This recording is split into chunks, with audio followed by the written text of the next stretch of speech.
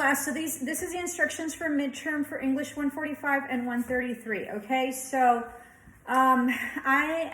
please be discerning and conscientious that I'm giving you a really easy midterm.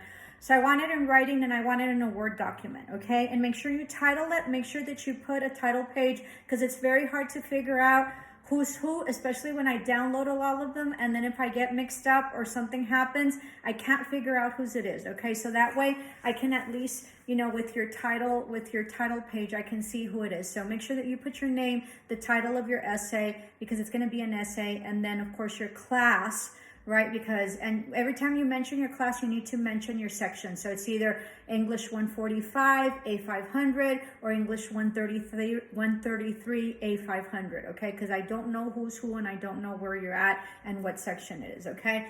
Be conscientious that, you know, be able to write as best as you can. I'm giving you a really, really simple midterm. So don't abuse it, right? And try to do your best and try to turn in your best. And if you want to turn in crap, I'm going to grade it and I'm going to give you a good grade. But it's a huge disrespect first and foremost to yourself, because it's a representation of who you are. And so if you want to turn in crap and that's what you are and you don't care, then go ahead, right? But also it's a disrespect to me, because the least you can do is turn in something you know, that is substantial and something that comes from the heart. And so this is going to be your essay, okay? Your essay, and you know, I'm not going to have you research anything, and I don't grade your essays based on grammar or sentence structure. Why? Because I want to know what it is that you're thinking, and I want to be able to give you the liberty and the freedom to not worry about grammar structure and spelling and sentence structure and grammar and all that, because I want you to have the freedom to be able to express yourself and be able to say whatever it is that you want without being hindered as to thinking that I'm gonna, you know, deduct because it wasn't properly said, okay? Especially for my English language learners.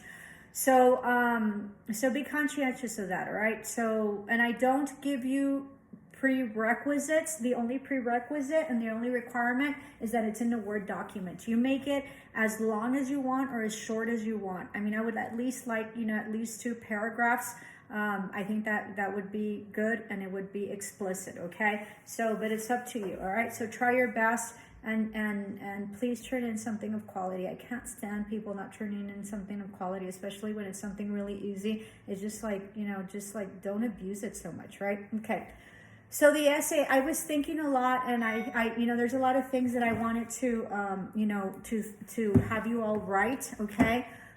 Especially with the politics going on. I'm very intrigued, and I read a lot, but I didn't want to politicize this essay, okay? I just didn't. I just wanted it to be something really feel good and something, an introspection and something of you about going within to be able to figure out, you know, who you are and what you are and how it is that you can grow and what it is that, you know, that can better you, right?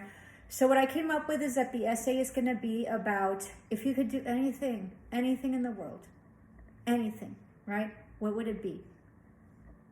What would it be? If you could do anything or have anything, what is it? One thing that you wish you could have. If there was no obstacles, no challenges, no financial restrictions, maybe no location, no geographical restrictions, or maybe no familial, right, restrictions. Sometimes we're constrained, or we think we're constrained because of our family, or because we don't think we have enough, or because we don't think we're good enough, or because we just don't have the money, right? We think we don't have the money or the brains, right? A lot of times we don't come to school because we're like, I don't think I can do it. I don't think I have the brains, you know, look at me, like it's taken me however long it is to come back to school. I don't think I can have it, but we do. Everything is a process, and everything is determination, and everything is about really mastering your fear and having the courage to leap into whatever it is that you want to do. So what is it? If there was one thing you could do, or one thing that you can have that you don't have right now, taking away everything that would not allow you to have it, right? And having, you know, like anything that you wanted, like without any restrictions. If you could have anything, or you could be anything, right? What is it that you would be, or what is it that you would have? And why is it that you do not have it? So first you need to identify what it is that you want or what it is that you can be, right? Either or it could be both. And if you do not end, what is holding you back to having that? Okay? It's not something that you already have. If you have a beautiful family, you want a family, then that's not it. Okay? What is it about yourself? And what is it that you so much want? What is it? And it can be monetary, right? It can be a goal into, having your own business or expanding your business or being whatever it is that you are, that you wish you had or you wish that you could be, okay? And so determining that, and then why it is that you don't have it and what is it that keeps you from it, okay? So I hope that makes sense. So we'll see. It really is an incredible introspection if you do it correctly, okay? And once you figure out what's holding you back, then you can proceed to move forward to making it happen. And you know what? It doesn't matter how incredible your dream or whatever this thing or whatever it is that you want to be is, because everything is achievable, okay? And so here goes my little story. And if we were in physical class, you'd hear a lot of my stories, okay? So when I became a broker, a real estate agent, because I just recently became a broker because I had to sit it out for 5 years and they wouldn't let you be a broker before that. So, excuse me, I have asthma and I'm having a really hard time breathing. But anyway, so I don't know why. I don't know. Somebody's like, alguien tiene un pesar. Anyway, so what happened is that when I first started, I put up a vision board. It's very interesting because I have my class for JC. So I wanted to reach for my first year, I think it was my first year, I wanted to reach $1 million in sales or sales, okay? And so it was an impossible dream for me. I mean, I came from, earning really good salary because I was a high school principal. But when I got into real estate, when I got into commercial real estate, I started, they deal in millions, okay? And it sort of later, it just sort of becomes a number. It doesn't become like $1 million. So as I tell everybody, if your dreams do not shake the very core of who you are, they're not big enough, okay? So you have to have extraordinary dreams, all right? Or anything else that you want. This is just an example, okay? It doesn't have to be a dream. It can be whatever it is that you want. If you want a house, if you want a car, if you want a PhD, if you want to make millions, whatever it is that you want or whatever it is that you want to be. It could be being a good father, right? And what is it that can entail you to be that, okay?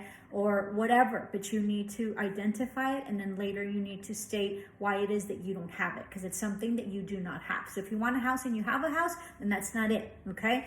So anyway, so back to my $1 million story, right? And so I wanted $1 million because I set a goal, okay? It's very important to set goals. And my broker at the time, who was my husband, laughed and said, "You're not gonna make that," right? Anyway, so he said, "You're not going to make that." I said, "Well, whatever." So I worked really hard. How did I know I was going to do it? I didn't know how I was going to do it. I just worked really hard and really hard and really hard and really hard and really hard. And when I did my vision board, because it's a vision board, right? I put it up. I put my goals up where I work, and I put specific goals on specific, like specific goals and specific goals. I put them up in writing wherever I work in my office. I wish I could show you, but like this is really clean, but the back is like full of files and all sorts of stuff that I'm just not going to show you. But I have my goals in the back. If you guys wish to see them, let me know, and I'll show them next time. But anyway, so I just worked and worked and worked and worked and worked, and then December came along and I didn't reach my goal. And I cried. I was like, I didn't reach my goal, right? But then in January and at the beginning of February, I reached my $1 million goal. Okay, I did some adjustments throughout the course of my goals. And then I realized that I wasn't going to sell anything because I don't sell anything. What I do is I generate leases, so I rent stuff. So then I changed my sales from sales, I'm going to sell $1 million, to I'm going to lease $1 million. So I think that lease came out to like 1.2, okay, 1,200,000. And when I got it in February, of course, it was like 2 months later, I cried because I couldn't believe it. It was such an impossibility for me to do. And I achieved it. How? Through hard work and through determination and through focus. And I want you to know that anything in this world can be achieved. So get it done, okay? So that's your essay for midterm. And I can't wait to see what it is that you want and what it is that you want to be without any restrictions. If you had no restrictions in this world, what would you want? Okay? So you have till Wednesday to turn it in. There is no specific time frame for Wednesday. Do know that by Thursday, 12 a.m., it's going to get cut off. Okay, so don't leave everything till the end. I had a lot of students that, oh, I couldn't upload this and that. Yeah, well, if you're waiting till the last minute, you're not going to upload. Murphy's Law. Try to get it in at least half a day before or a full day before. This really doesn't take that long. You could probably get it done on on Sunday. Tomorrow, you would only have to worry about your daily attendance, and then you're done, right? Get it in, work it as fast as you can, or not fast, don't work it fast, but just try to get it in as quickly as you can, so that way you don't have to worry about it. It's really a very, very simple, although complex, because you're gonna have to go inward and really start dreaming about what it is that you would want to be, or what it is that you want, and really, like a little kid, what is it? Okay, bye.